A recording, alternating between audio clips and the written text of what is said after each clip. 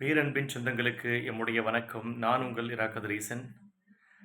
இப்பொழுது நடந்து முடிந்திருக்கக்கூடிய பாராளுமன்ற தேர்தல் என்பது மிகச்சிறந்த ஒரு களமாக நாம் தமிழர் கட்சிக்கு அமைந்திருக்கிறது. அதை நாம் எல்லோரும் உணரக்கூடிய விதமாகத்தான் எல்லா வலைவலிகளிலும், சமூக வலைதளத்திலும், அது மட்டுமல்லாமல் களத்திலும் நாம் அந்த மிகப்பெரிய மாற்றத்தை நாம் பார்த்தோம். நீங்கள் எல்லோரும் அறிந்தது போல இளைஞர்களுடைய வாக்கு 100% என்றால் அவற்றில் 80% குறையாமல் நாம் தமிழர் கட்சிக்கு விழுந்திருக்கிறது என்பது மெய்யான கூற்று. இங்கே பாசிச பாஜகவிற்கு அந்த வாக்குகள் செல்லவில்லை, அண்ணாமலைக்கு செல்லவில்லை. ஆனால் அதை சிலர் கட்டமைக்க விரும்புகிறார்கள், அது வேறு விடயம். ஆனால் இந்த களமானது மிகச்சிறந்த ஒரு களமாக இந்த தேர்தல் அமைந்திருக்கிறது.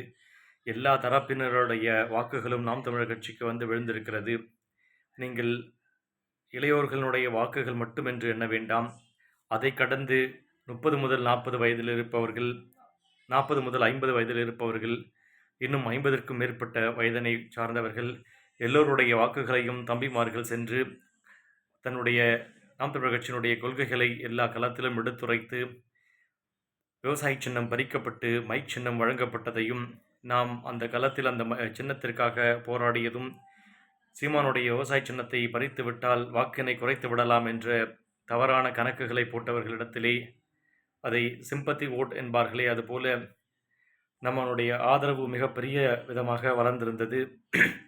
இது மட்டுமில்லாமல் களத்தில் அதிமுகவினரும் திமுகவினரும் கூட அஞ்சக்கூடிய விதமாக அவர்களே குறிப்பிட்டார்கள், தம்பி கொஞ்சம் விட்டு கொடுங்க, நாங்கள் வாங்கிக்கிறோம், அடுத்த தேர்தலில் நீங்கள் வாங்கிக்கிங்க, அதிகமான ஓட்டாக வாங்கிக்கிங்க அப்படின்ற விதத்தில் நம்மை பார்த்து கெஞ்சக்கூடிய விதமாக அலற விட்டிருக்கிறார்கள். இது என்னுடைய ஊரில் மட்டுமல்ல, எல்லா ஊர்களிலும் இதே நிலைதான். தம்பிகள் இறங்கி அடிக்க ஆரம்பித்து விட்டார்கள் என்பது முதியவர்களுக்கும் பழைய கட்சியினருக்கும் ஒரு விதத்தில் பதற்றத்தை கொடுத்திருக்கிறது. அவர்கள் பதட்டத்தால் நம்மை திட்டி தீர்த்தது ஒரு புறம், நம்மை நேற்று முளைத்த மழைகள் இன்றைக்கு முளைத்த காளான்கள் என்று கரித்து கொட்டியது எல்லாம் ஒரு புறம். அவற்றையெல்லாம் கடந்து யாரோடும் சண்டையிட்டு கொள்ளாமல் இந்த களம் நம்முடைய களமாக இருக்கிறது. மக்களை நாம் கவர வேண்டும். மக்களிடத்திலே செந்தமிழன் சீமானவர்களுடைய கொள்கைகளையும் தமிழ் தேசியத்தினுடைய அவசியத்தையும் எடுத்து செல்லக்கூடிய விதமாக தோழர்கள், பெரியவர்கள், நம்மோடு பிறந்தவர்கள் என நம்முடைய தங்கைமார்கள், தம்பிமார்கள், அண்ணன்மார்கள், சித்தப்பாக்கள், பெரியப்பாக்கள் என்று பல்வேறு வயதினை சார்ந்தவர்களிடத்திலும் தாத்தா பாட்டி உள்ளிட்டவர்களும் நமக்காக வாக்களித்திருக்கிறார்கள் என்பது மிகவும் மகிழ்ச்சியாக இருக்கிறது.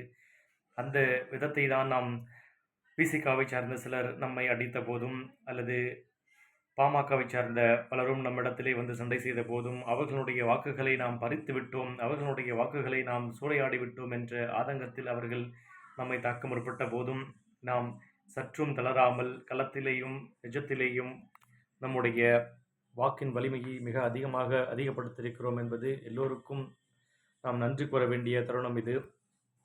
நம்முடைய கட்சியின் வளர்ச்சிக்காக உழைத்த அத்தனை உறவுகளுக்கும் நன்றி என்றுதான் கூற வேண்டும். ஏனென்றால் தொண்டர் என்று ஒருவர் நாம் தமிழர் கட்சியில் இல்லை என்பதை அண்ணனை உறுதிப்படுத்தியிருக்கிறார். இது ஒரு கட்சியினராக அல்லது கட்சியில் பொறுப்பாளராக இருக்கின்றேன் என்பதற்காக நான் இந்த கருத்துக்களை கூறவில்லை.